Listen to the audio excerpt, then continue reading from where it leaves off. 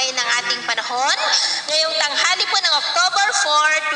2024 na kung saan sa ngayon po ay tuluyan na humina ang bagyong Julian at sa susunod na mga oras ay posibleng isa na lamang po yan na low pressure area hanggang sa tuluyan na po yan na malusaw habang nasa kalupaan pa rin po ng Taiwan. Wala na po itong epekto sa alinmang bahagi ng ating bansa.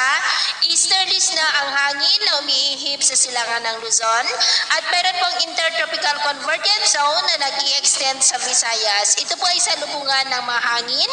na mula sa northern at southern hemisphere na tinagurian po iyan na breeding ground ng mga low pressure areas o kaya po ay bagyo dahil kalimitan po dyan nagsisimula ang mga sirkulasyon na kung lalakas po ay nagiging bagyo. And within that ITCZ ay nakapaloob po ang LPA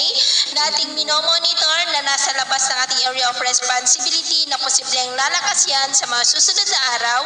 pero kikilos naman po yan pataas. Samantala po sa ngayon ay mayroon ng mahinang daloy ng hanging amihan o yung tinatawag po natin na northeasterly surface wind flow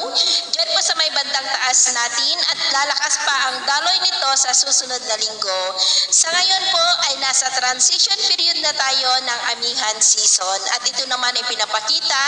ng forecast model natin pong ginagamit hanggang po sa susunod na 2 linggo. At sa lagay ng ating panahon, ngayong tanghali po ay generally fair weather naman sa malaking bahagi ng ating bansa pero may tsansa pa rin ng maulap na kalangitan with isolated rain sa ilang bahagi ng Cagayan, Catanduanes, Legazpi, Sorsogon, Masbate, Marinduque, ilang bahagi ng Mindoro, Northern Palawan, Samar Provinces, Bohol, Cebu, Negros, Panay Island, Sulu Archipelago, Zamboanga Peninsula, Northern Mindanao,